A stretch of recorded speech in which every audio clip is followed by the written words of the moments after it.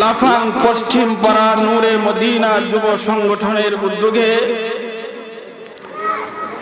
আজকের মাহফিলের শ্রদ্ধাভাজন সভাপতি, সহ সভাপতি এবং প্রধান বক্তা নায়েবে নবী হযরত উলামায়ে কেরাম, মুরব্বিয়ানে আযম, যুবক ভাই ও পর্দার আড়ালের মা বোন, আমরা সর্বপ্রথম মহান রব্বুল আলামিনের দরবারে শুকর আদায় করি, যিনি আমাদেরকে সুস্থ রেখে দুনিয়ার সমস্ত ঝামেলা এবং গুনার কাছ থেকে মুক্ত করে এমন এক মুহূর্তে দ্বীনি মাহফিলে অংশগ্রহণ করার তৌফিক দান করেছেন, যখন সারা বিশ্বে ইহুদি খ্রিস্টান এবং ইহুদি খ্রিস্টানের দালাল কিছু মুসলমান এই পৃথিবী থেকে ইসলাম ধর্মকে মুছে ফেলার জন্য, মসজিদ মাদ্রাসাকে বন্ধ করে দেওয়ার জন্য, আলেম উলামাকে শেষ করার জন্য, দ্বীনি মাহফিলকে বন্ধ করার জন্য গভীর ষড়যন্ত্রে লিপ্ত আছে। ঠিক সেই মুহূর্তে আল্লাহ আমাদেরকে দ্বীনি মাহফিলে এসে আলেম উলামার মুখ থেকে জীবন ঘরে দুনিয়া এবং আখিরাতে সফল কাম হওয়ার তৌফিক দান করেছেন। এই জন্য আমরা সর্বপ্রথম মহান রব্বুল আলামিনের দরবারে শুকর আদায় করি এবং একবার অন্তর খুলে ঈমানি কণ্ঠে জোরে সুরে বলি আলহামদুলিল্লাহ। মুহতারাম হাজিরিন, আমি আপনাদের সামনে আলোচনা করার জন্য আল্লাহর পবিত্র কালামে সর্বমোট 114টা সূরা আছে। আল্লাহর পবিত্র কালামে সর্বমোট সূরা কয়টি? 114টি সূরা থেকে আমি আপনাদের সামনে ছোট্ট একটা সূরা তিলাওয়াত করেছি, যেই সূরাটা সমাজের অনেক মুসলমানের মুখস্থ আছে। কি বলে? যদিও সূরাটা ছোট, কিন্তু তার ব্যাখ্যা অনেক বড়। এমনকি এই সূরার উপরে আমল করে, এই সূরার উপরে আলোচনা করে সারা রাতেও শেষ করা সম্ভব নয়। মুফাসসিরিনে কেরাম তাফসীরের কিতাবে লিখেছেন, এই ছোট্ট একটা সূরার উপরে যদি দুনিয়ার কোনো মানুষ আমল করতে পারে, দুনিয়াতেও সফল কাম হয়ে যাবে, আখিরাতেও সফল কাম হয়ে যাবে। এই ছোট্ট একটা সূরার উপর যদি কেউ আমল করতে পারে, দুনিয়াতে শান্তির সমাজ গঠন হয়ে যাবে, অশান্তি থাকবে না, মারামারি, ফিতনা, ঝগড়া ফাসাদ, হিংসা বিদ্বেষ কিচ্ছু থাকবে না, দুনিয়াতে শান্তির সমাজ গঠন হয়ে যাবে। এই জন্য মুহতারাম হাজিরিন, আমি এই ছোট্ট একটা সূরাকে সামনে রেখে নিজের মন গড়া মতো কোনো কথা না বলে, এই সূরার উপরে যে তাফসীর করেছেন আল্লামা ফখরুদ্দীন রাজি রাহমাতুল্লাহি আলাইহি, তাফসীরে কবিরে যে তাফসীর করেছেন আল্লামা আলুসী রাহমাতুল্লাহি আলাইহি, তাফসীরে রুহুল মানিতে যে তাফসীর করেছেন আল্লামা ইসমাঈল হাক্কানী রাহমাতুল্লাহি আলাইহি, তাফসীরে রুহুল বায়ানে যে তাফসীর করেছেন ইমাম কুরতুবী রাহমাতুল্লাহি আলাইহি, তাফসীরে কুরতুবী যে তাফসীর করেছেন ইমাম খাযিন রাহমাতুল্লাহি আলাইহি, তাফসীরে খাযিনে যে তাফসীর করেছেন আল্লামা বাগবী রাহমাতুল্লাহি আলাইহি, তাফসীরে বাগবীর মধ্যে যে তাফসীর করেছেন আল্লামা মুফতি শফী রাহমাতুল্লাহি আলাইহি, তাফসীরে মারিফুল কোরআনে যে তাফসীর করেছেন আল্লামা ইদ্রিস কান্দুলবী রাহমাতুল্লাহি আলাইহি, তাফসীরে মারিফুল কোরআনে যে তাফসীর করেছেন আল্লামা আমিনুল ইসলাম রাহমাতুল্লাহি আলাইহি, তাফসীরে নূরুল কোরআনে যে তাফসীর করেছেন। এই নির্ভরযোগ্য তাফসীরগুলোকে সামনে রেখে নিজের মন গড়া মতো কোনো নাট বানায় তানরাতুল কিতাব, ইজাতুল কিতাবের কথা না বলে সহিহ তাফসীরের কিতাব থেকে যতক্ষণ আলোচনা করব, আমি আপনাদের সামনে সকলে শুনতে রাজি আছেন তো ইনশাআল্লাহ? আমি যেখানে যাই নিজের মন গড়া মতো কোনো কথা বলি না। বর্তমানে ওয়াজের নামে নাটক শুরু হয়েছে, এই জন্য আমি আপনাদের সামনে যতক্ষণ আলোচনা করব সবগুলা কথা তাফসীরের কিতাব থেকে আলোচনা করব। আমি কিন্তু আপনাদের সামনে বলেছি যে আমি টেংরাতুল কিতাব আর ইজাতুল কিতাবের আলোচনা করি না। এই জন্য সর্বপ্রথম ছোট্ট একটা গল্প শোনাই। এক দেশে ছিল এক বাদশা। বাদশার ছিল সুন্দর এক মেয়ে, খুব সুন্দরী ছিল। বাদশা এলান করলো, আমার এই সুন্দরী মেয়েকে এই দেশের সবচাইতে বড় আলেমের কাছে নিয়ে যাবে। এই জন্য বাদশা এলান করলো, তোমরা এই দেশের সবচাইতে একজন বড় আলেম বের করো, আমার মেয়েকে সে আলেমের কাছে নিয়ে যাবে। অনেক দিন পর্যন্ত একজন আলেম খুঁজলো, কিন্তু সমাজের ভিতরে কোনো আলেম পাওয়া গেল না।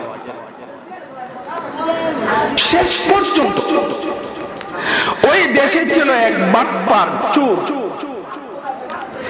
এই বাটপারে চিন্তা করলো, জীবনে বহু বাটপারি করেছি, জীবনের শেষে আরেকটা বাটপারি করতে হবে। এই জন্য এই চোরে করলো কি, জুব্বা পরিধান করে, মাথায় পাগড়ি পরিধান করে নিজে 3টা কিতাব বানাইছে। কাগজ দিয়া 3টা প্যাকেট বানাইছে। একটা প্যাকেটের ভিতরে বন ঢুকাইছে। আপনাদের এলাকায় কি বলে জানি না, মনে হয় কের, আমাদের হবিগঞ্জে বলে বন। একটা প্যাকেটের ভিতরে বন ঢুকায়া উপরে লেখছে বনজাবিল কিতাব। কিতাবটার নামটা শুনছেন? আরেকটা প্যাকেট বানায়া ওই প্যাকেটের ভিতরে আপনাদের এলাকায় বলে লাকড়ি, আমাদের এলাকায় বলে টেংরা। লাকড়ি চিনেন না? টেংরা আমাদের এলাকায় টেংরা। টেংরা ঢুকায়া উপরে লেখছে টেংরাতুল কিতাব।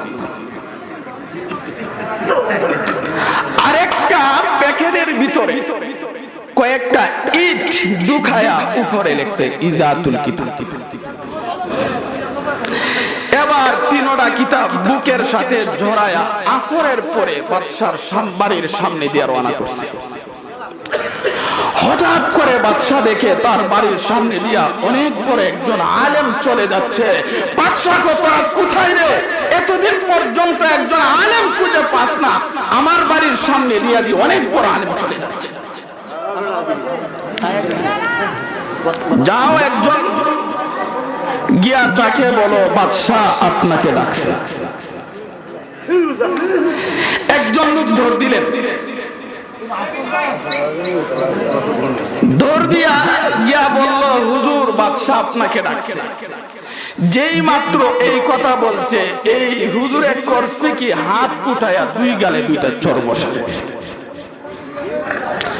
2টা চর খায়া দৌড়ে বাদশার কাছে এসে বলল, জাহাপনা আপনার কথা যখন বললাম আমার 2 গালে 2টা চর বসায় দিছে।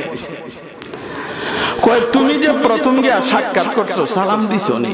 না আমি তো সালাম দেই না। কয় সর্বনাশ করলে কি, এত বড় একজন আলেম তুই সাক্ষাৎ করছো, সালাম না দিয়া তুই আমার কথা বললে, তোরে সর দিস, এত ভালোই বলছে, 2টা লাভ করিস। কয় যা এবার যা, গিয়া বলবে, গিয়া প্রথমে সালাম দিবে, এরপরে বলবে যে বাদশার দরবারে আপনাকে ডাকছে। এবার সুন্দর করে সালাম দিল, সালাম দিয়া বলল হুজুর বাদশা আপনাকে ডাকছে। এই হুজুরে কয় যদি বাদশার কোনো প্রয়োজন থাকে বাদশাকে বলবো আমার দরবারে যাইতে, আমি বাদশার দরবারে যেতে পারবো। বাদশার কাছে আয়া বলল যে জাহাপনা উনি বলেছেন যদি কোনো প্রয়োজন হয় আপনি যাইতেন, উনি আপনার কাছে বলে আসতে পারবে না।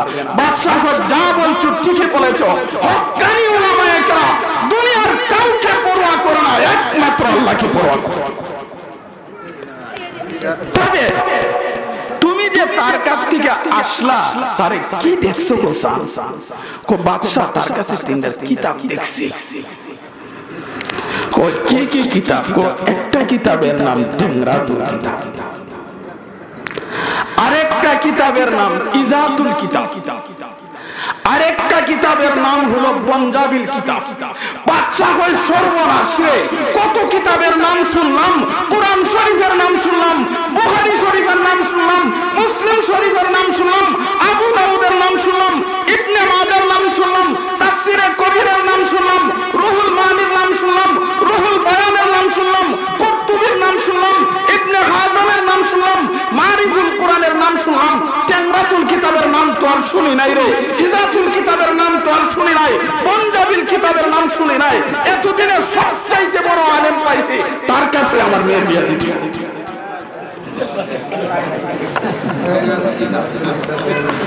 বিয়ার ব্যবস্থা করছে। বিয়ার অনুষ্ঠানের পরে ধরা খাইল, এ হইল সবচাইতে বড়। এই জন্য মুহতারাম হাজিরিন, এই ঘটনাটা এই জন্যই আমি বললাম, আজকে বর্তমানে সমাজের মানুষ ওয়াজ শুনতে চায় না, শুধু আওয়াজ শুনতে চায়, আওয়াজের পাগল হয়ে গেছে। এই জন্য আমি আপনাদের সামনে যতক্ষণ আলোচনা করব, টেংরাতুল কিতাবের কথা বলবো না, ইজাতুল কিতাবের কথা বলবো না, পঞ্জাবিল কিতাবের কথা বলবো না, কোরআন এবং হাদিস থেকে সহিহ কথা আপনাদের সামনে আলোচনা করব। যতক্ষণ আলোচনা করি শেষ পর্যন্ত থাকতে রাজি আছেন তো ইনশাআল্লাহ?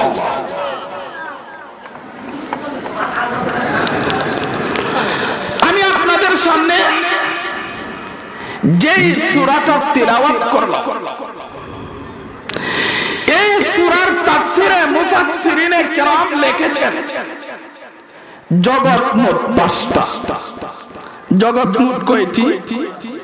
আমরা জানি দুনিয়ার জগৎ, কিন্তু শুধু দুনিয়ার জগৎই শেষ না। সর্বপ্রথম জগতের নাম হলো রূহের জগৎ। প্রথম জগতের নাম কি? 2 নাম্বার জগতের নাম হলো মায়ের পেটের জগৎ। 3 নাম্বার জগতের নাম হলো দুনিয়ার জগৎ। 4 নাম্বার দুনিয়ার না জগতের নাম হলো কবরের জগৎ। 5 নাম্বার জগতের নাম হলো আখিরাতের জগৎ। কয়টা জগৎ? 5টা। আদম আলাইহিস সালাতু ওয়াস সালাম থেকে নিয়ে এই পর্যন্ত পৃথিবীতে যত মানুষ আগমন করেছেন, কিয়ামত পর্যন্ত এই পৃথিবীতে যত মানুষ আগমন করবে, সব মানুষের রূহ একটা জগতে ছিল, ওই জগতের নাম হলো রূহের জগৎ। আমরা ছিলাম নি? ছিলাম। কিন্তু কতদিন ছিলাম এখানে কেউ বলতে পারবেন? কি করছি বলতে পারবেন না? কতদিন ছিলাম তাও আমরা জানি না, কি করছি তাও আমরা জানি না।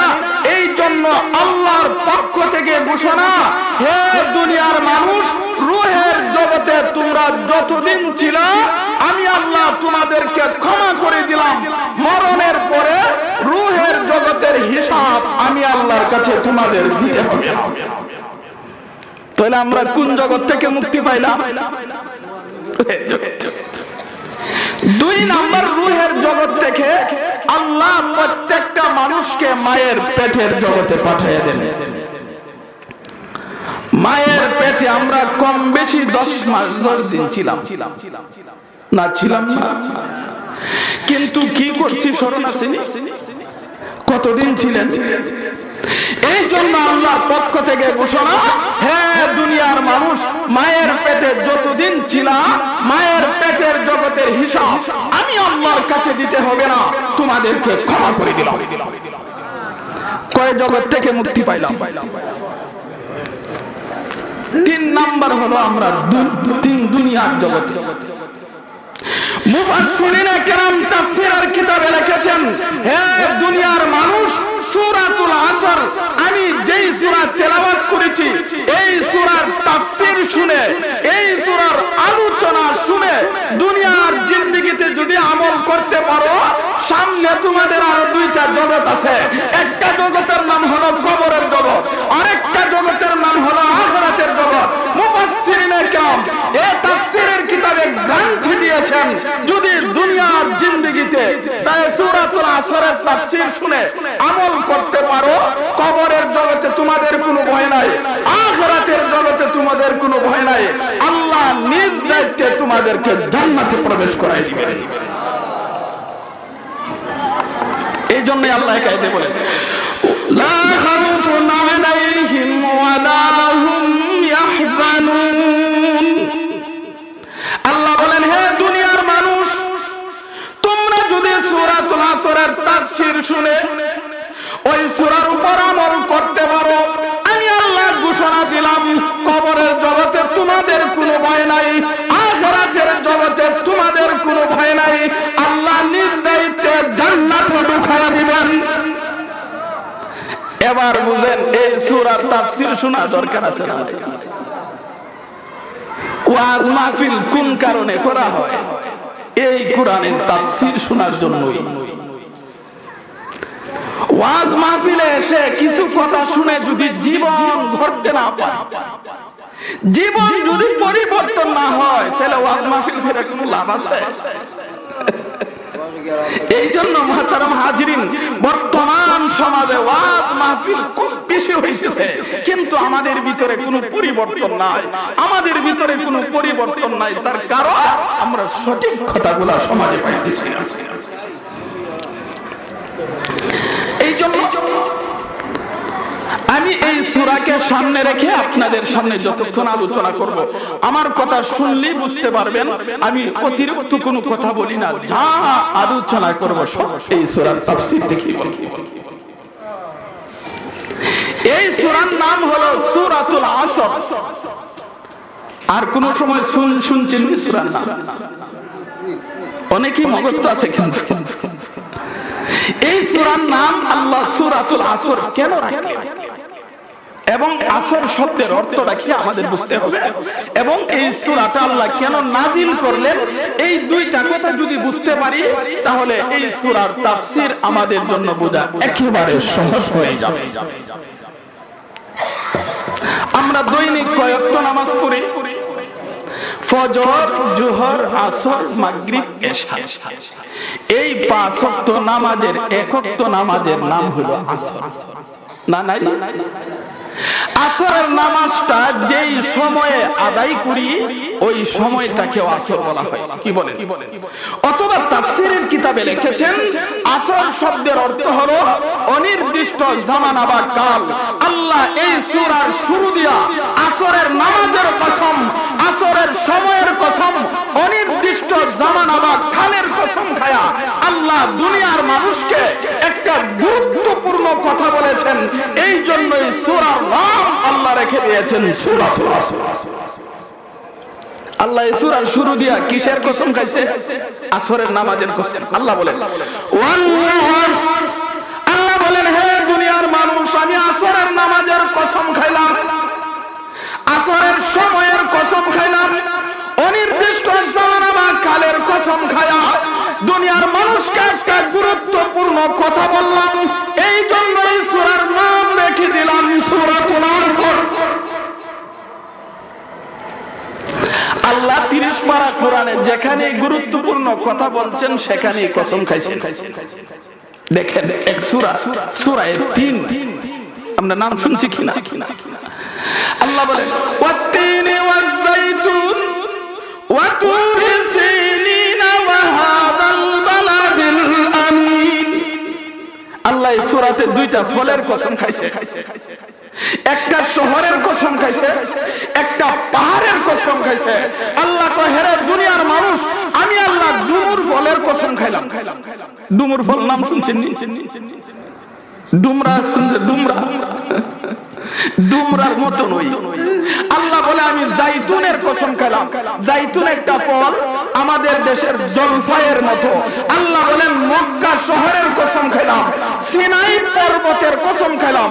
আল্লাহ 4টা কসম খায়া দুনিয়ার মানুষকে বলে, হে আল্লাহ তোমাদেরকে সবচাইতে সুন্দর করে সৃষ্টি করেছি। তাইলে মানুষকে আল্লাহ সবচাইতে, এবং মানুষ হলো শ্রেষ্ঠ জাতি। আমরা এই কথাটা সবসময় বলি, মানুষ জাত শ্রেষ্ঠ জাত, কিন্তু সব মানুষ শ্রেষ্ঠ নয়। আল্লাহ কোরআনে বলেছেন দুনিয়াতে এমন কিছু মানুষ আছে তারা হাইওয়ানের চাইতে আরো নিকৃষ্ট। কি বলে? আমরা খালি কই মানুষ শ্রেষ্ঠ জাত, মানুষ শ্রেষ্ঠ জাত। ফেরাউন কি শ্রেষ্ঠ মানুষ? নমরুদ শ্রেষ্ঠ মানুষ, আবু জেহেল শ্রেষ্ঠ মানুষ, হামান শ্রেষ্ঠ মানুষ, গোলাম আহমদ কাদিয়ানি শ্রেষ্ঠ মানুষ, তাসলিমা নাসরিন শ্রেষ্ঠ মানুষ। তাহলে দুনিয়ার সব মানুষ শ্রেষ্ঠ না। আল্লাহ বলেন দুনিয়াতে কিছু মানুষ আছে যারা হাইওয়ানের চাইতে আরো নিকৃষ্ট। একটা উদাহরণ দিলে বুঝবেন। বলদ পালেননি আপনাদের এলাকায়? বলদ ধরেন আপনাদের গ্রামে কোন লোকে একটা বলদ পালে, বলদটাকে রশি দিয়া বাইধা রাখছে। হঠাৎ করে বলদের রশি ছিঁড়া আরেক ব্যক্তির ফসল খাওয়া শুরু করছে। এবার আপনারাই বলুন কাজটা অন্যায় না ন্যায়? আরেকজনের ফসল খাওয়ানো অন্যায় না? কিন্তু এই বলদে যে খাইতেছে বুঝা না বুঝা। কিন্তু আমাদের সমাজে কিছু মানুষ নামের হাইওয়ান আছে গভীর রাতে আরেক বেড়ার ফসল খাইতে নিয়ে আসে। এমন লোক মনে হয় আপনাদের এলাকায়? তাহলে মানুষ নামের বলদে যে গভীর রাতে আরেক ব্যক্তির ফসল খাটলো, এ বুঝা না বুঝা? বুঝা। সুতরাং এবার আপনারাই বলেন যেই হাইওয়ানে না বুঝা অপরাধ করে এ বেশি খারাপ হওয়ার কথা না যেই মানুষ নামের হাইওয়ানে বুঝা করে এ বড় খারাপ হওয়ার কথা? এই জন্যই আল্লাহ বলেন, কোরআনে আল্লাহ বলেছেন দুনিয়াতে কিছু মানুষ আছে যারা বুঝিয়া অপরাধ করে, এদেরকে আল্লাহ বলেছেন হাইওয়ানের চাইতে আরো নিকৃষ্ট।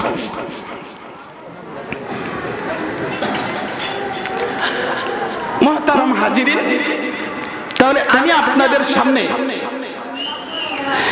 যেই সূরা তেলাওয়াত করলাম, এই সূরার নাম আল্লাহ কেন রাখলেন বুঝলাম। এই সূরাটা আল্লাহ কেন নাজিল করছে এবার শুনেন। আমাদের নবী বিশ্বনবী জনাবে মুহাম্মদুর রাসূলুল্লাহ সাল্লাল্লাহু আলাইহি ওয়াসাল্লাম আরব দেশের মক্কা নগরে কুরাইশ বংশে জন্মগ্রহণ করেছেন। আমাদের নবী এমন এক বংশে জন্মগ্রহণ করেছে যেই বংশ হলো পৃথিবীর সবচাইতে শ্রেষ্ঠ বংশ। কি বলে? কিয়ামত পর্যন্ত এমন শ্রেষ্ঠ বংশ আর পৃথিবীতে হবে না। আমাদের নবী বিশ্ব নবী যেই বংশে জন্মগ্রহণ করেছে, এবং আমাদের নবীও ছিলেন শ্রেষ্ঠ নবী। কি বলেন? নবীজি এক হাদিসে বলেন আমি নবী যতক্ষণ পর্যন্ত জান্নাতে প্রবেশ না করব ততক্ষণ পর্যন্ত কোন নবী জান্নাতে প্রবেশ করার পারমিশন পাবে না।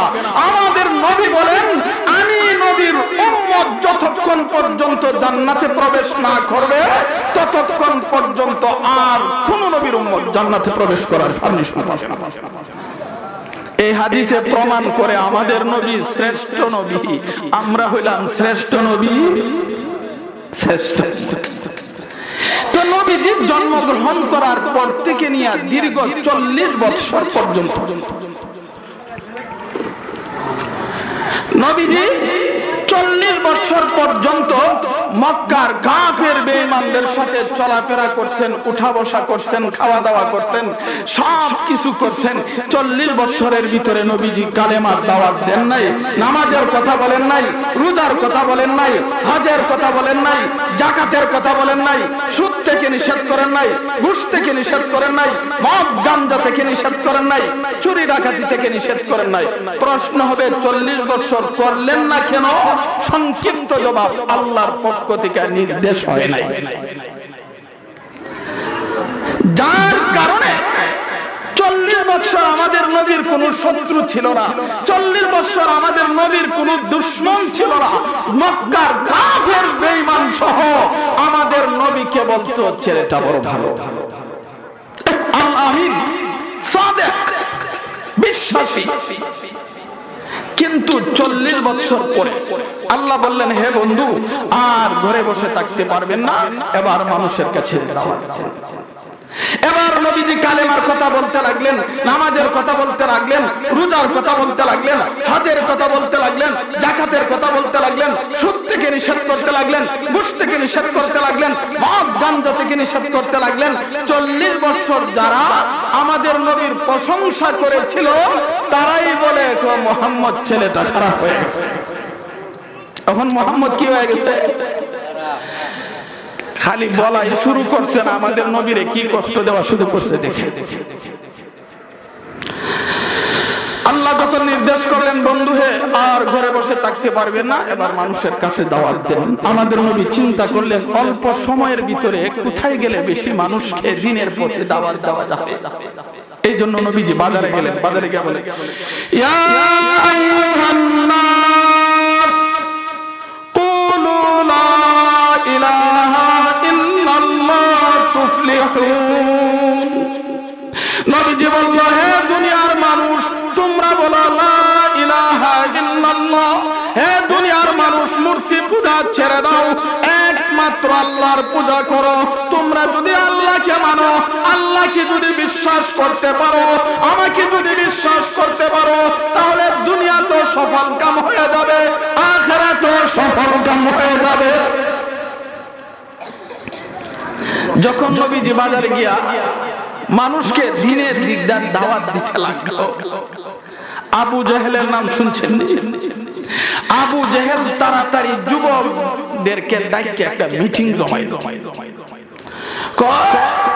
মুহাম্মদ আমার বাতিজা, এতদিন মনে করছিলাম বুঝি বালা, এত বেশি বালা না রে। আমরা বাপ দাদার ধর্মের বিরোধিতা করে নতুন ধর্মের প্রচার করে এই যুবক ছেলেরা মুহাম্মদ যখন বাজারে এসে ধর্মের দাওয়াত দিবে, তোমরা মুহাম্মদকে বলবা পাগল। আমাদের নবীকে পাগল বলে প্রচার করতে শুরু করেছে। কিন্তু আবু জেহেলে দেখলো কিছুদিন যাওয়ার পরে মানুষ যতই পাগল বলুক, আমাদের নবীর সামনে যখন আসে, নবীর চরিত্র দেখে, নবীর চেহারা দেখে, নবীর আখলাক দেখে, নবীর আদর্শ দেখে, মানুষে বলে কালিমা লা ইলাহা ইল্লাল্লাহু মুহাম্মাদুর রাসূলুল্লাহ। দলে দলে মুসলমান হইতে লাগে। আবু জেহেলে কয় সর্বনাশ, যেইভাবে মুসলমান হইতে শুরু করছে বেশি দিন তো আমরা টিকতাম না রে। ওই কথা বুঝতে পারছি, মুহাম্মদকে পাগল বললে কাজ হবে না, মুহাম্মদের গায়ে থুতু নিক্ষেপ করতে হবে। এই আবু জেহেলের দল সন্ত্রাস বাহিনী আমাদের নবীর গায়ে থুতু নিক্ষেপ করতে শুরু করেছে। আবু জেহেল দেখলো না, নবীকে থুতু নিক্ষেপ করলে কোনো কাজ হয় না। মানুষ দলে দলে কালেমা পড়ে মুসলমান হইতে শুরু করেছে। আবু জেহেলের দল আমাদের নবীর গায়ে পাথর নিক্ষেপ করতে শুরু করেছে। যখন দেখলো না পাথর নিক্ষেপ করলেও মানুষ সরে না, এরপরে আমাদের নবীর গলায় গামছা বেঁধে টানা হেঁচড়া করতে শুরু করেছে। কত কষ্ট নবীজি করেছেন। তো মুহতারাম হাজিরিন, যেই কথা বলছিলাম, 40 বছর নবীজির প্রশংসা করলো, 40 বছর পরে মুহাম্মদ ছেলেটা তো ক্ষতিগ্রস্ত হয়ে গেছে। আল্লাহর সাথে সাথে আমি যেই সূরা তেলাওয়াত করলাম ওই সূরা নাজিল করে দুনিয়ার মানুষকে জানায়া দিলেন, হে দুনিয়ার মানুষ, আমার বন্ধুকে তোমরা পাগল বলো, আমার বন্ধুকে তোমরা বলতেছো ক্ষতিগ্রস্ত হয়ে গেছে। আমি আল্লাহ সূরাতুল আসর নাজিল করে তোমাদেরকে জানায়া দিলাম, আমার বন্ধু ক্ষতিগ্রস্ত হয় নাই, আমার বন্ধু পাগল হয় নাই, আমার বন্ধুর মধ্যে কোনো সমস্যা নাই। হে দুনিয়ার মানুষ, আমি আল্লাহ সূরাতুল আসর নাজিল করে জানায়া দিলাম দুনিয়ার কে ক্ষতিগ্রস্ত আর কে লাভবান। আল্লাহ সূরাতুল আসর নাজিল করে দুনিয়ার মানুষকে জানাই দিলেন কে লাভবান আর কে ক্ষতিগ্রস্ত। আল্লাহ বলেন, আরে দুনিয়ার মানুষ, আমি আল্লাহ সূরাতুল আসরের মধ্যে 4টা কর্মসূচি দিলাম। ওই 4 কর্মসূচি যদি দুনিয়ার জিন্দেগিতে কেউ পালন করতে পারে, আমি আল্লাহ বলে দিলাম সে দুনিয়া তো ক্ষতিগ্রস্ত না, আখিরাত তো ক্ষতিগ্রস্ত হতে পারে না। ওই 4 কর্মসূচি কেউ যদি পালন না করে, দুনিয়া তো ক্ষতিগ্রস্ত, আখিরাত তো ক্ষতিগ্রস্ত। আল্লাহ সূরাতুল আসর নাজিল করে দুনিয়ার মানুষকে কয়টা কর্মসূচি দিলেন? 4টা। মুহতারাম হাজিরিন, এই শানে নজুল থেকে আমাদের আরেকটা কথা জানতে হবে। এই দশা ছিল বর্তমানে নায়েবে নবীর, ঠিক সেই দশা। কোন ইমাম সাহেব যদি বেনামাজির বিরুদ্ধে কথা না বলে, বেরোজাদারের বিরুদ্ধে কথা না বলে, সুদখোরের বিরুদ্ধে কথা না বলে, ঘুষখোরের বিরুদ্ধে কথা না বলে, পর্দার বিরুদ্ধে কথা, বেপর্দার বিরুদ্ধে কথা না বলে, তখন সমাজের কিছু মানুষ এখন মাশাআল্লাহ ইমাম সাহেব পাইছে, খুব বড়। আর যদি ইমাম সাহেব বেনামাজির বিরুদ্ধে কথা বলে, বেরোজাদারের বিরুদ্ধে কথা বলে, সুদখোর ঘুষখোর বাটপার চিটারদের বিরুদ্ধে কথা বলে, ওই ইমাম সাহেবটা বেশি বালানা ফাল্লা দিতে। নবীর যেই দশা ছিল ঠিক নায়েবে নবীর ঠিক সেই দশা। আলেম ওলামা হক কথা বললেই, কোরআন হাদিসের কথা বললে কিছু মানুষ হয় না ইমাম সাহেবটা বেশি সুবিধা না। তো মুহতারাম হাজিরিন, আল্লাহ সূরাতুল আসরের মধ্যে কয়টা কর্মসূচি দিলেন?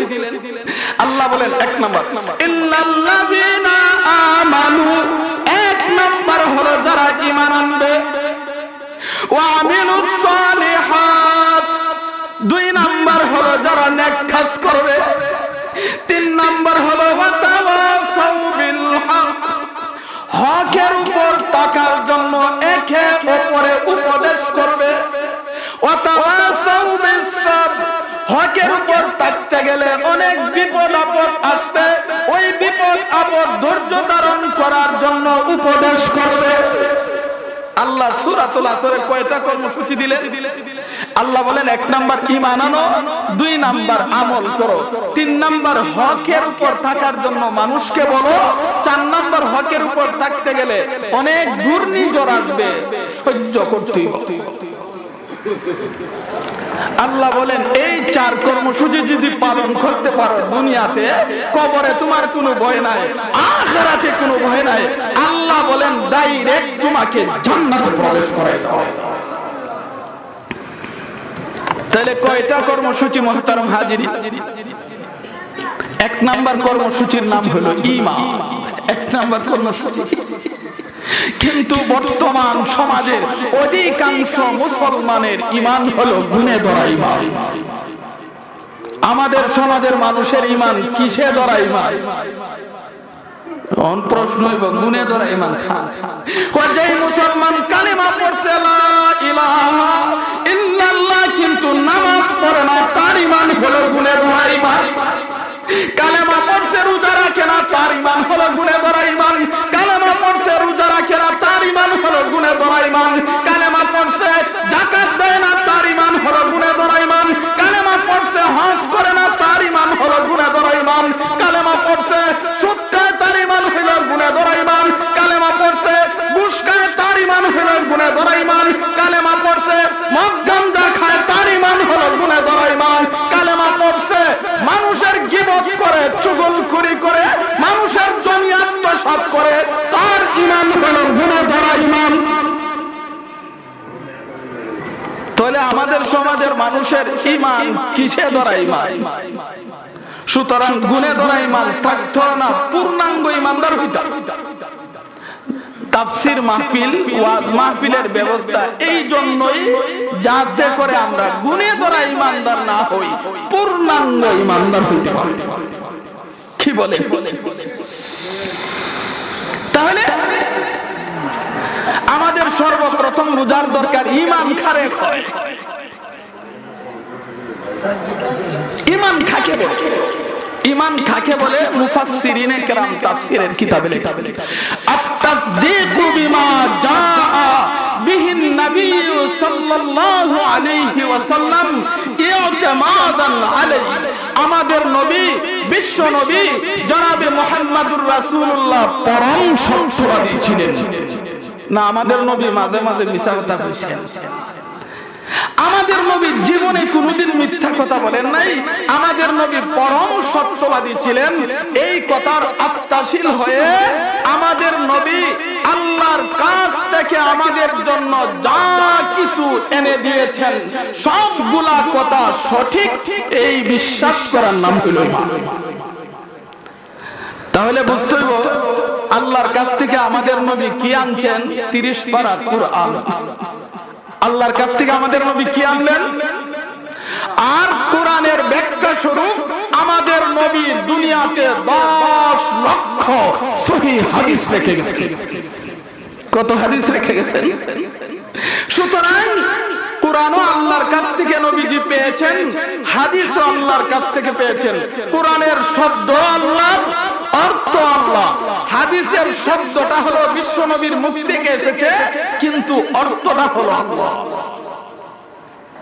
সুতরাং 30 পারা কোরআনের প্রথম থেকে শেষ পর্যন্ত আল্লাহ যা কিছু বলেছেন সবগুলা সত্য। এই কথা বিশ্বাস করার নামই হলো ঈমান। কোরআনের কয়টা কথা সত্য? কিছু কথা সত্য, কিছু মিথ্যা না। কোরআনের সবগুলা কথা সত্য। কেউ যদি বলে আমি কোরআনের সব কথা বিশ্বাস করি কিন্তু নামাজের আয়াত বিশ্বাস করি না, ঈমানদার না বেঈমান? কেউ যদি বলে আমি কোরআনের সবগুলা কথা বিশ্বাস করি কিন্তু রোজার আয়াত বিশ্বাস করি না, কেউ যদি বলে আমি সব কথা বিশ্বাস করি কিন্তু সুদ যে হারাম এই আয়াতটা বিশ্বাস করি না, ঈমানদার না বেঈমান? তাহলে কোরআনের সবগুলা কথা বিশ্বাস করার নাম হলো ঈমান। বুঝে আসলেও বিশ্বাস করতে হবে, বুঝে না আসলেও বিশ্বাস করতে হবে। কি বলে? যারা বলে কোরআনের কিছু কথা বিশ্বাস করি কিছু কথা বিশ্বাস করি না, এরা কোন ধরনের ঈমানদার একটা উদাহরণ না দিলে বুঝতেন না। এক লোক নামাজ পড়ার জন্য দাঁড়াইছে, নিয়ত বাঁধছে, আল্লাহু আকবার বলছে, সানা পড়লো, আউযু বিল্লাহ পড়লো, বিসমিল্লাহ পড়লো, সূরা ফাতিহা পড়লো, সূরা মিলাইলো, রুকুতে গেল, রুকুর তাসবিহ পড়লো, সিজদায় গেল, সিজদার তাসবিহ পড়লো, বৈঠক করলো, তাশাহুদ পড়লো, দরুদ শরীফ পড়লো, দোয়া মাসুরা পড়লো,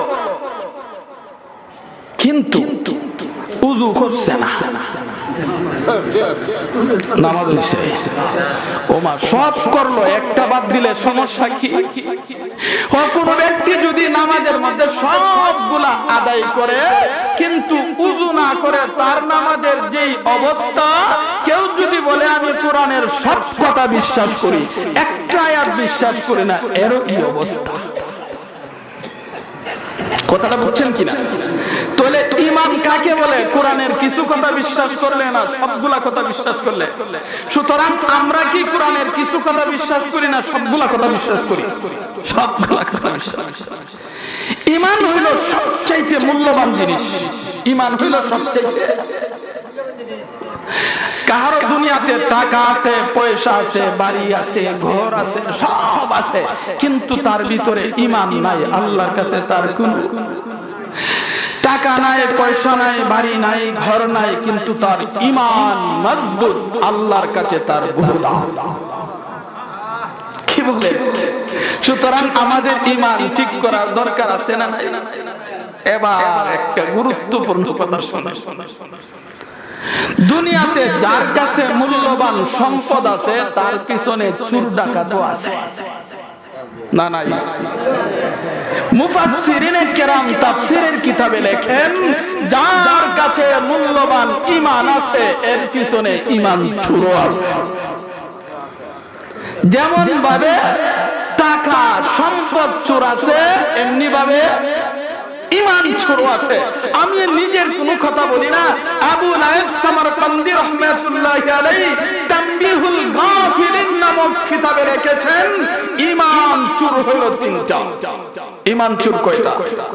এক নাম্বার চোরের নাম হলো শয়তান, দুই নাম্বার ঈমান চোরের নাম হলো কিছু মানুষ শয়তান, তিন নাম্বার চোরের নাম হলো দুনিয়া। তাহলে ঈমান চোর কয়টা? সুতরাং খালি ঈমান চোর চিনলে হইতো না, চোরও চিনতে হইব।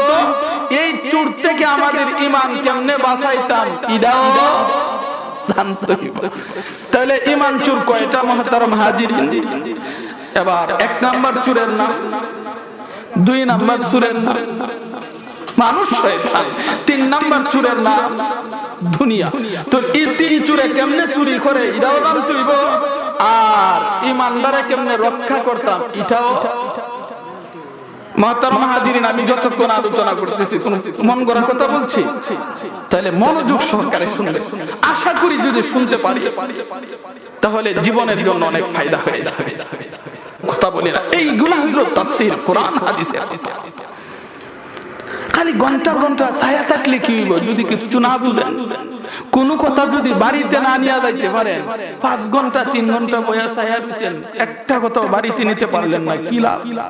যদি আজকের মাহফিল থেকে এতটুকু কথা জানতে পারি ঈমান কাকে বলে, ঈমান কেমনে রক্ষা করতাম, আর যদি মরণের সময় ঈমান নিয়ে দুনিয়া থেকে যাইতে পারি, আমার জীবন সার্থক।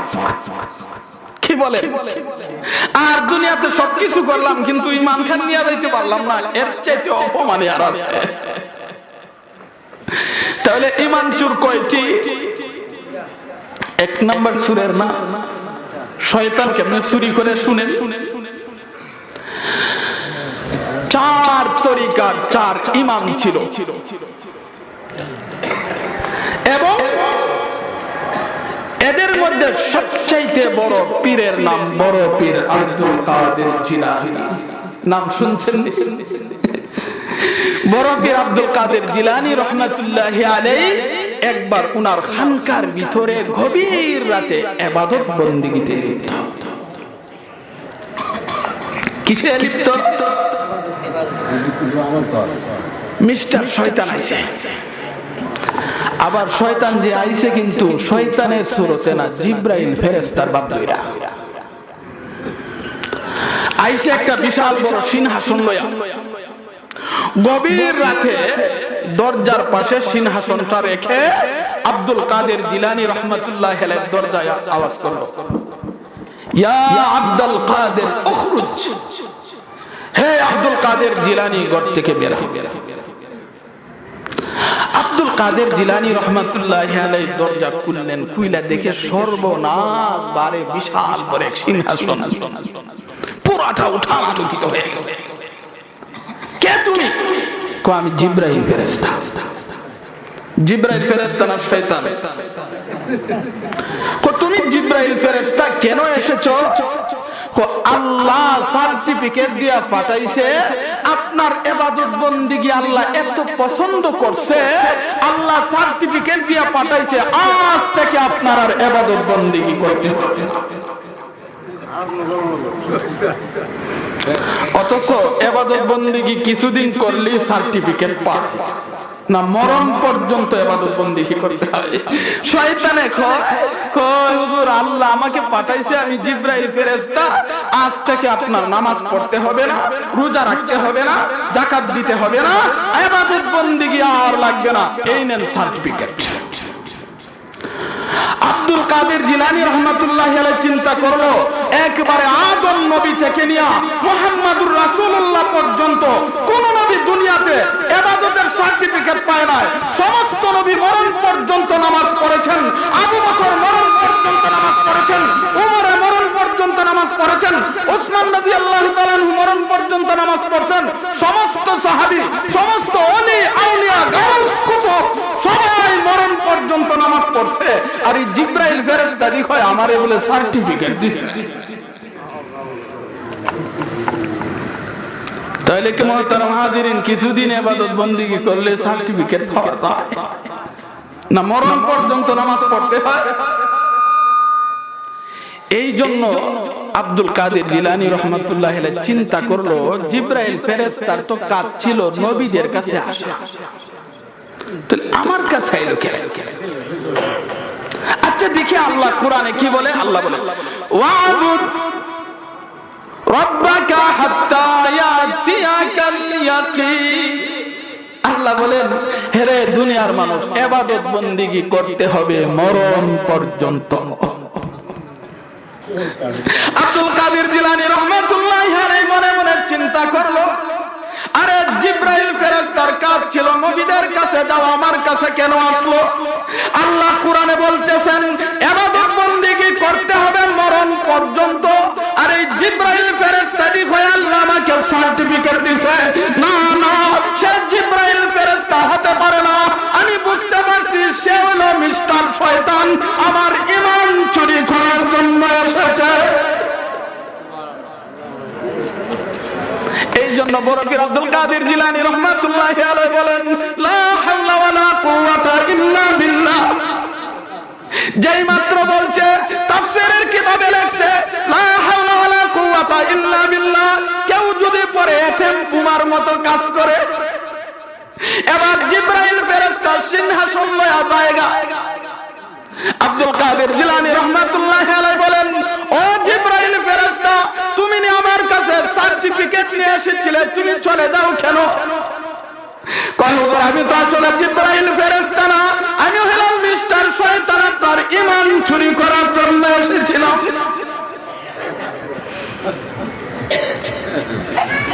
এবার চিন্তা করেন, বড় পীর আব্দুল কাদের জিলানী রাহমাতুল্লাহি আলাইহির কাছে যদি ঈমান চুরি করতে আসে, তাহলে আমরা কাছে আইতো না।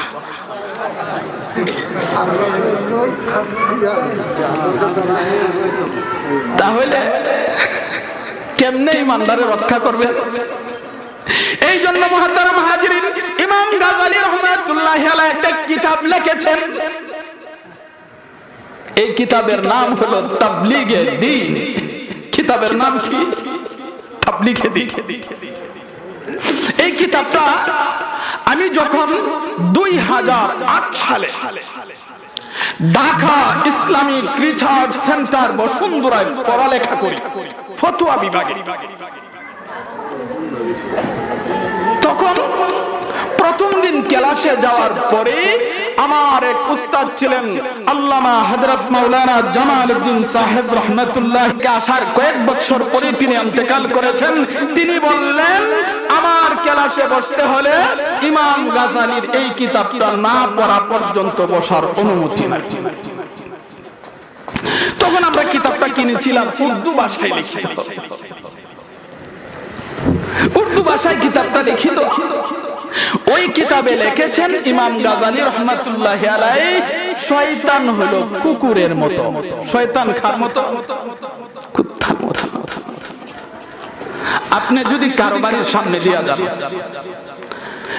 ওই বাড়িতে যদি কুকুর থাকে, কুকুরে দেখবেন দাওয়া করে। কুকুরে যদি দাওয়া করে, মনে করেন দৌড় দিলে বাঁচতে পারবেন? দাঁড়াইলে বাঁচতে পারবেন না? না, কুকুরে যদি দাওয়া করে দৌড় দিলেও বাঁচতে পারবেন না, দাঁড়াইলেও বাঁচতে পারবেন না। কুকুর থেকে বাঁচার সবচাইতে সহজ পদ্ধতি হলো মালিককে ডাক দিয়া বলেন, হে মালিক, তোর কুকুর সমান। মালিকে যদি ডাক দেয়, কুকুর দাঁড়া, কুকুর মনে করেন আর সামনে বাড়বে। তাহলে মুফাসসিরিনে কেরাম তাফসীরের কিতাবে লিখেছেন, ইমাম গাজ্জালী রাহমাতুল্লাহি আলাইহি তাবলীগে দ্বীন নামক কিতাবে লিখেছেন, শয়তান হলো কুকুরের মতো। ওই কুত্তা নামের শয়তানকে আল্লাহ আমাদের পিছনে লাগায়া দিয়েছেন। এখন প্রশ্ন হবে, এই শয়তানটা আমাদের পিছনে লাগায়া দিল কেন? আল্লাহ পরীক্ষা করার জন্য। আল্লাহ আমাদেরকে দেখতে চান আমরা কি শয়তানের কথা মানি না আল্লাহর কথা মানি। আল্লাহর কথা মানলে পরীক্ষায় পাস, শয়তানের কথা মানলে। এই জন্য শয়তানকে আল্লাহ কেন লাগাই দিছে? পরীক্ষা করার লাগে। সুতরাং কুকুর থেকে বাঁচতে হলে কার কাছে বলতে হয়? শয়তান থেকে যদি বাঁচতে হয় তাহলে আল্লাহর কাছে বলতে হবে, আল্লাহ শয়তান নামের কুকুরকে আমার পিছন থেকে সরায়া দাও। আল্লাহ যদি শয়তান আমার পিছ থেকে সরায়া দেয়, শয়তান আমার কোনো ক্ষতি করতে পারবে না। তাহলে শয়তান থেকে বাঁচতে হলে সর্বপ্রথম কার কাছে বলতে হবে? আল্লাহ শিক্ষা দিয়েছেন, বলো আউযু বিল্লাহি মিনাশ শাইতানির রাজিম। আল্লাহ বিতাড়িত শয়তান থেকে তোমার কাছে পানা চাই। তাহলে বুঝতে পারলাম সংক্ষিপ্ত আকারে, কারণ যেহেতু এক একটা বিস্তারিত আলোচনা করলে তো আলোচনা শেষ করা যাবে না। শয়তান কেমনে চুরি করে, শয়তান থেকে কেমনে বাঁচতাম। 2 নাম্বার চোরের নাম হলো কিছু মানুষ শয়তান। মানুষ শয়তান কারা? এবার চিনন্ত দরকার। আমরা ছোটবেলায় শুনছি রাস্তাঘাটে বাইরে বলে জিন ভূত দেখা যায়। এখন দেখা যায়নি না, দেখা যায় না। মুরব্বীরা কয় রাস্তাঘাটে বাইরে ফেরত জিন ভূতের সাথে সাক্ষাৎ হইতো। এখন দেখা যায় না কেন? জিন ভূতে আমাদের কাছ থেকে চলে গেছে এই কথা বলে যে আমরা যেই শয়তানি দুষ্টামি করতে পারি তোরা এর চাইতে আরো বেশি করতে পারছিস। বর্তমান মানুষে শয়তানের চাইতে আরো বড় শয়তানি করতে পারে। এই জন্য জিন ভূত আর আমরা কাছে তাইক্কা লাভ কি, এরা গেছে দূরে। তো আবুল হাসান সামারকান্দি রাহমাতুল্লাহি আলাইহি তানবিহুল গাফিলিন নামক কিতাবের মধ্যে উল্লেখ করেছেন এক সময় জিন ভূত দেখা দিত। তো এক আল্লাহর ওলি রাস্তার মধ্যে দেখে শয়তান যায়, এই শয়তান তুই আমার কাছে আয়। কি হুজুর, আমার মনে চাইতেছে তোর মতো শয়তান হইতাম। শয়তানে কয় হুজুর দুনিয়ার মানুষে চায় আমার থেকে দূরে থাকতে, আর আপনি চান আমার মতো শয়তান হইতেন। এই কথাটা তো বুঝতে পারলাম না। তবে এত কথা বলিস না, মনে চাইছে কোন কাজ করলে তোর মতো হইতে পারবো। যদি আমার মতো শয়তান হইতে চান দুইটা কাজ করতে হবে। কয়টা কাজ করতে হবে? এক নাম্বার হলো মিথ্যা কথা বলতে। আমাদের সমাজে কি কেউ মিথ্যা কথা হয়? এক হাদিসে নবীজি বলেছেন কেউ যদি মিথ্যা কথা বলে তার মুখ দিয়া দুর্গন্ধ বের হতে থাকে। কি কইলেন হুজুর, মুখ দিয়া কত মিছা কথা কইলাম, দুর্গন্ধ তো লাগে না। আমাদের নাকে লাগে না, নূরের রহমতের ফেরেশতাদের নাকে লাগে। এই জন্য নবী বলেছেন কেউ যদি মিথ্যা কথা বলে, মিথ্যা কথার দুর্গন্ধের কারণে নূরের রহমতের ফেরেশতারা কয়েক মাইল দূরে চলে। কি পাওয়ার!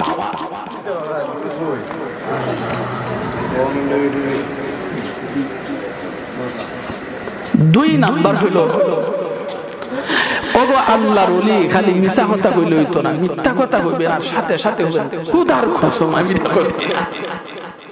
দেখবেন আমাদের সমাজে কিছু মানুষ আছে খুব ঘন ঘন খুদার কসম খায়।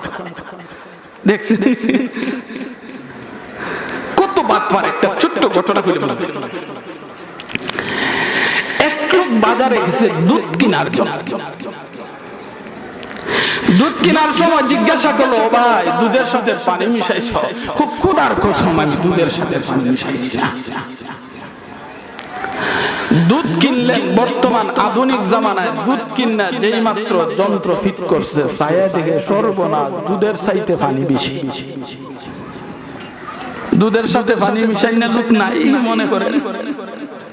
এই মিয়া তুমি কইছ দুধের সাথে পানি মিশাইছ না, আবার খুদার কসম খাইলা, এত বড় বাটপারি করলা কেন? আমি যা বলছি সত্যই বলছি, আমি দুধের সাথে পানি মিশাইছি না, পানির সাথে দুধ মিশাইছি। আচ্ছা বলেন দুধের সাথে পানি মিশানো আর পানির সাথে দুধ মিশানো দুই কথা না এক কথা? ওই দুনিয়াতে যত বাটপারি করেন এই বাটপারি কি আল্লাহর কাছে গিয়ে চলবে? শয়তানে কয় হুজুর আপনি যদি আমার মতো শয়তান হইতে চান এক নাম্বার মিথ্যা কথা বলতে হবে আর বলতে হইব খুদার কসম। আচ্ছা দুই নাম্বার কি কাজ কসান? তো দুই নাম্বার হলো নামাজ ছাইড়া দিতে হবে। আর নামাজ চাললে খালি হইতো না, রাস্তাঘাটে দাঁড়ায় থাকবেন নামাজিদের দেখলে নামাজির করে নামাজ পড়ে ভিতরটা ঠিক হইছে না।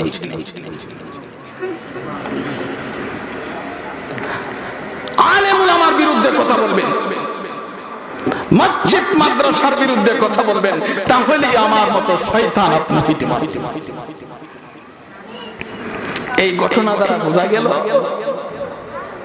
যারা মিথ্যা কথা বলে, নামাজীদের বিরুদ্ধে কথা বলে, আলেম উলামার বিরুদ্ধে কথা বলে, এদেরকে আমি ডাইরেক্ট শয়তান বলি না, শয়তানের কাজ তারা গ্রহণ করেছে। কি বলেন? এই কাজগুলা কি মূলত মানুষ?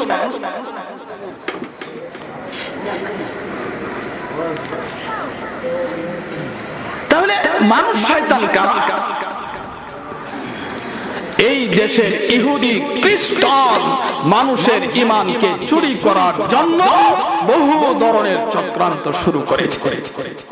কি চক্রান্ত? একটা চক্রান্ত না করে তো বুঝতেন না। আমার কাছে একটা কিতাব আছে, কিতাবটার নাম হলো আত-তরিকু ইলাল জান্নাহ বিনুরিল কুরআন। বাংলাতে লেখা কোরআনের আলোকে জান্নাতে যাওয়ার পথ। এবার বলেন তো এই কিতাবের নাম শুনে আপনারা বুঝতে পারলেন কোন ধরনের লোকে লিখতে পারে? অবশ্যই একজন আলেমে লেখে। আর আত-তরিকু ইলাল জান্নাহ বিনূরিল কুরআন, কুরআনের আলোকে জান্নাতে যাওয়ার পথ। আপনি দেখলেই তো মনে করবেন এমন কিতাব আলেম ছাড়া লিখতে পারে না, এমন কিতাব আলেম ছাড়া অবশ্যই লিখতে পারে না, অথচ এই কিতাবটা লেখছে খ্রিস্টানরা। চিন্তা করেন কিভাবে মানুষের ঈমান নষ্ট করে। এই কিতাবের ভিতরে লেখছে কি, কয় খ্রিস্টান ধর্ম শ্রেষ্ঠ ধর্ম, ইসলাম ধর্ম শ্রেষ্ঠ ধর্ম হতে পারে না। এবার দেখেন উপরে কি আর ভিতরে কি। আপনারাই বলুন, এই পৃথিবীতে যত ধর্ম আছে সব ধর্মের মাঝে শ্রেষ্ঠ ধর্ম কি? এই কিতাবের ভিতরে লিখেছে দুনিয়াতে যত আল্লাহ নবী রাসূল পাঠিয়েছেন, ঈসা নবী হলো শ্রেষ্ঠ নবী, মুহাম্মদুর রাসূলুল্লাহ শ্রেষ্ঠ নবী হতে পারে না। আপনারা কি বলুন, এই পৃথিবীতে আল্লাহ যত নবী রাসূল পাঠিয়েছেন শ্রেষ্ঠ নবীকে? আমাদের নবী হলো শ্রেষ্ঠ নবী। আমাদের নবী জান্নাতে ঢোকার আগে কোন নবী জান্নাতে ঢোকার পারমিশনই পাবে না। কত বড় চক্রান্ত শুরু হয়েছে। আমি তো বইটা দিকে প্রথমে আশ্চর্য হয়ে গেলাম। তাহলে আপনারা যদি আপনাদের কাছে যদি এমন বই আসে, এই বই পড়ে আপনাদের ঈমান রক্ষা হইব না নষ্ট হইব? এবার বুঝেন ঈমান চোর, মানুষ চোর কেনা। এখন আবার একটা যুক্তি দিছে, মুহাম্মদুর রাসূলুল্লাহ শ্রেষ্ঠ নবী না, ঈসা নবী শ্রেষ্ঠ নবী, একটা যুক্তিও দিছে। তাই ওই দিকে আলোচনা করলে আবার সামনের বিষয়গুলো আলোচনা করা যাবে না। তো বলছিলাম মানুষ ও ঈমান চুরি করে। তাহলে মানুষ চোর থেকে ইহুদি খ্রিস্টানের দালাল, এদের কাছ থেকে ঈমান রক্ষা করতে হলে ওয়াজ মাহফিলে এসে আলেম উলামার মুখ থেকে দ্বীনি আলোচনা শুনতে হবে, হক্কানি পীরদের কাছে এসে দ্বীনি আলোচনা শুনতে হবে। তাহলে মানুষ শয়তান থেকে ঈমান রক্ষা করার। আমি শুনেছি আড়াই বাড়ির পীরদের কথা, তারা সারা জীবন শিরক বেদাত কুসংস্কারের বিরুদ্ধে আন্দোলন করেছেন, মানুষের ঈমান রক্ষা করেছেন। সুতরাং হক্কানি উলামায়ে কেরামের মাধ্যমে আমাদের ঈমান রক্ষা করতে হবে। সুতরাং আমরা হক্কানি পীর মানি, বিশ্বাস করি, কিন্তু কুসংস্কার বিশ্বাস করি না। কি বলে? তাহলে এক নাম্বার হলো ঈমান। এক নাম্বার কি? আল্লাহ 4টা কর্মসূচি দিয়েছিলেন। প্রথম কর্মসূচির নাম কি বলেন? 2 নাম্বার কর্মসূচির নাম কি? আমল। 2 নাম্বার কর্মসূচির নাম কি? সুতরাং শুধু ঈমান আনলেই চলবে না, আমল করতে হবে। এবার বুঝুন, ঈমান খারে কয়, আমল খারে। কোরআনের কথা বিশ্বাস করার নাম হলো ঈমান, আর কোরআনের কথাগুলা কাজে পরিণত করার নাম হলো আমল। নামাজ আমি বিশ্বাস করি, এটার নাম হলো ঈমান। নামাজ পড়ি, এটার নাম হলো আমল। রোজা আমি বিশ্বাস করি, এটার নাম হলো ঈমান। রোজা রাখি, এটার নাম হলো আমল। যাকাত আমি বিশ্বাস করি, এটার নাম হলো ঈমান। যাকাত দেই, এটার নাম হলো আমল। তাহলে বিশ্বাস করার নাম হলো ঈমান, আর কাজে পরিণত করার নাম কি ভাই? সুতরাং ঈমান আনলে চলবে না, আমলও করতে হবে। আমল 2 প্রকার। এক প্রকারের আমলের নাম হলো নেক আমল, আরেক প্রকার আমলের নাম হলো বদ আমল। আমল কয় প্রকার? এক প্রকার আমলের নাম কি? নেক আমল। আরেক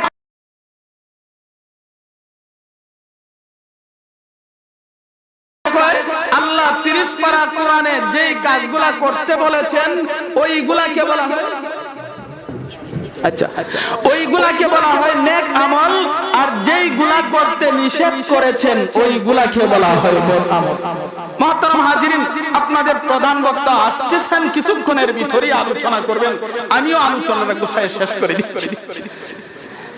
তাহলে আল্লাহ 30 পারা কোরআনে যেই কথাগুলা বলছেন করার জন্য, এগুলাকে বলে নেক আমল। যেইগুলা করতে নিষেধ করেছেন ওইগুলা করাকে বলা হয়। আল্লাহ বলছেন সুদ খায়ও না, ঘুষ খায়ও না, মদ গাঞ্জা খায়ও না, চুরি ডাকাতি করো না, এইগুলা করলে হয় বদ আমল। সুতরাং নেক আমল করলে ঈমান তাজা হয়, বদ আমল করলে ঈমান নষ্ট হয়। নেক আমল করলে কি হয়? ঈমান তাজা হয়। বদ আমল করলে ঈমান নষ্ট হয়। কেউ যদি নামাজ পড়ে ঈমান তাজা হয়, রোজা রাখলে ঈমান তাজা হয়, হজ করলে ঈমান তাজা হয়, যাকাত দিলে ঈমান তাজা হয়, সুদ খাইলে ঈমান নষ্ট হয়, ঘুষ খাইলে ঈমান নষ্ট হয়, মদ গাঞ্জা খাইলে ঈমান নষ্ট হয়, চুরি ডাকাতি করলে ঈমান নষ্ট হয়। এই জন্য আল্লাহ বলে ওয়াল আসরি ইন্নাল ইনসানা লাফি খুসর। আল্লাহ বলেন, হে দুনিয়ার মানুষ, আমি আসরের নামাজের কসম খায়া বললাম, আসরের সময়ের কসম, অনির্দিষ্ট জামানা কিংবা কালের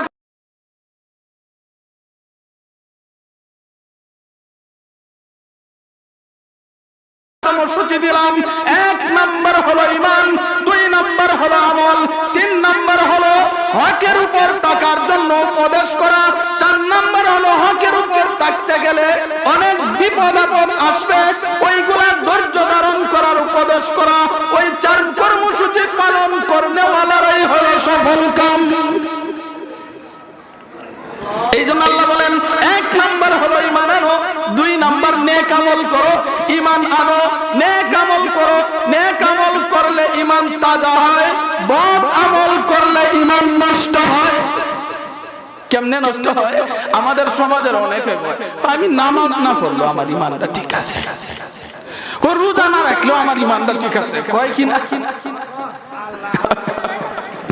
অথচ তার ভিতরে ঈমান যে নষ্ট হয়ে গেছে হইতে পারে না। এটা একটা উদাহরণ দিলে বুঝবেন। তাফসীরের কিতাবে লেখছে, আমের বড়া দেখছেন।